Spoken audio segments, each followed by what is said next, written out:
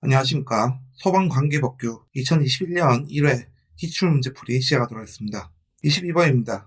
위험물 안전관리 법령상 인화성 액체 위험물 이용화 탐소를 제외의 5개 탱크 저장소의 탱크 주위에 설치해야 하는 방류제의 기준 중 틀린 것은? 이런 문제고요.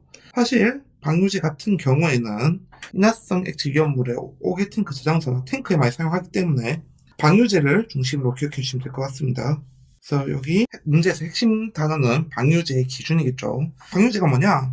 이렇게 탱크가 있습니다. 여러분들도 아시다시피 인화성 액체라고 하면 쉽게 말해서 휘발유나 경유 등유를 생각하면 되겠죠. 이렇게 탱크가 담겨져 있고 이 주위에 뚝을 쌓아주는 겁니다. 담을 쌓아서 하는 것을 방류제라고 얘기를 합니다.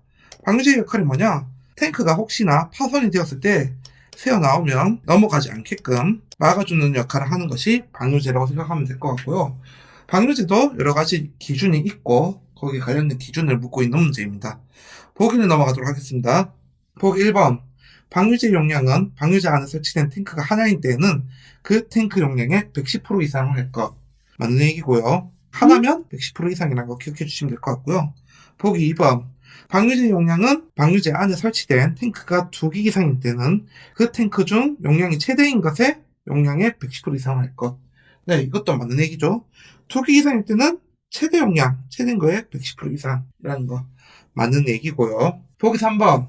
방류제 높이 1m 이상, 2m 이하, 두께 0.2m 이상, 지하 매설 깊이 0.5m 이상으로 할 것.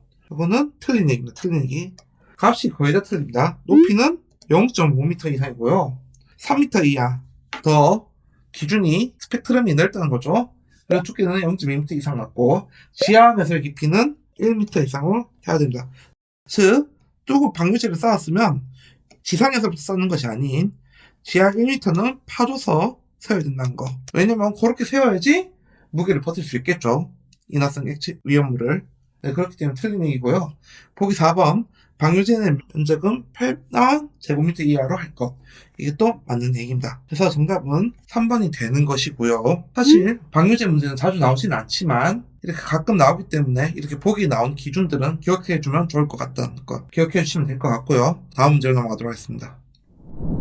25번입니다. 소방시설 설치 및 관리에 관한 법령상 대통령령 또는 화재 안전 기준이 변경되어 그 기준이 강화되는 경우 기존 특정 소방 대상물 소방시설 중 강화된 기준을 적용해야 하는 소방시설은? 이런 문제고요. 핵심 단어는 강화된 기준을 적용해야 되는 소방시설이겠죠. 네, 강화된 기준을 바로 적용해야 되는 소방시설을 얘기하는 것인데 이게 무슨 말이냐? 자, 여러분들 공부하시면 알겠지만 법규가 꾸준하게 변경이 되고 있습니다. 그중에 기준이 강화된 것들 중심으로 이제 기준이 바뀌고 있는데 기준이 바뀌었다고 해서 기존에 설치되어 있는 거 다 해제하고 설치해야 되냐? 그거는 아닙니다. 기존에 설치되어 있는 거는 바로 바꿔야 되는 것은 아니고요. 그 이후에 설치되는 거, 법규가 바뀌고 난 뒤에 신규로 설치해야 되는 것들은 이제 강화된 기준으로 설치해야 되는 것인데, 근데 문제는 뭐냐? 이제 기존에 설치되어 있는 것들 중에서도 기준이 바뀌면 재설치를 해야 되는 소방시설들이 있습니다. 네, 그런 시설이 쭈루룩 있는데 보기에서 정답은 비상경보설비가 1번이고요. 사실 책에 정리가 되어 있지만 한 10개 정도가 나와 있습니다. 약 10개 정도가 나와 있는데 그 중에서 강화된 기준 적용 소방시설에 가장 많이 나오는 정답은 사실 비상경보설비가 가장 많습니다. 네, 가장 많기 때문에 우선은 비상경보설비는 반드시 기억해야 된다는 거 기억해 주시고요. 그 외의 것들은 한번 여러분들이 책에 나와 있는 해설을 통해 확인할 수 있도록 합니다. 정답은 1번이고요. 경보 방송 헷갈리면 안 됩니다. 콘센트도 반드시 비상경보설비라는 거. 그래서 정답은 1번으로 하고 다음 문제로 넘어가도록 하겠습니다. 29번입니다. 위험물 안전관리법상 시도지사의 허가를 받지 아니하고 당해 제조소 등을 설치할 수 있는 기준 중 다음 괄호 안에 알맞은 것은? 이라고 되어 있고요. 그래서 여기서 핵심은 시도지사의 허가를 받지 아니하고 설치할 수 있대요. 원래는 바뀌려면 시도지사의 허가를 받아야 되지만 어떤 특수한 경우에는 시도지사의 허가를 받지 않고 설치할 수 있다는 거, 제조소 등을. 한번 나머지를 보도록 하겠습니다. 농해용, 축산용 또는 수산용으로 필요한 난방시설 또는 건조시설을 위한 지정수량 괄호분의 이하의 저장소. 즉 이제 농용, 축산용, 수산용으로 사용하는 경우에는 이제 지정수량 20배 이하 저장소는 허가받지 않고 설치를 할 수 있다고 합니다. 이 보기 같은 경우는 사실 굉장히 많이 나오고 있는 문제이기 때문에 반드시 농해용, 축산용, 수산용은 지정수량 20배 이하라는 거는 시도지사 허가를 받지 않고 설치할 수 있다는 거 기억해 줄 수 있도록 합니다. 그래서 정답은 1번이라는 거. 다음 문제로 넘어가도록 하겠습니다. 33번입니다. 위험물 안전관리법상 업무상 과실로 제조소 등에서 위험물을 유출, 방출 또는 확산시켜 사람의 생명, 신체 또는 재산에 대하여 위험을 발생시키는 자에 대한 벌칙 기준으로 되어 있는데 문제를 이럴 때는 잘라주면 좀 좋습니다. 이제 원인과 결과가 있죠. 원인은 뭐냐?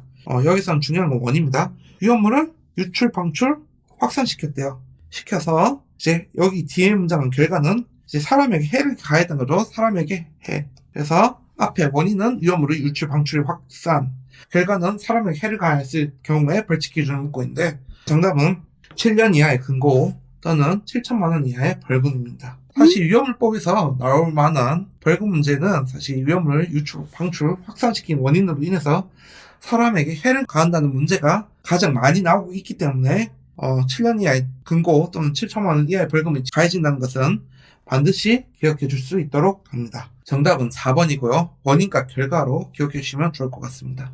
다음 문제로 넘어가도록 하겠습니다. 38번입니다. 소방기본법에서 정의하는 소방대상물에 해당하지 않는 것은, 즉 정의가 되어 있는 소방대상물을 묻고 있는 거죠.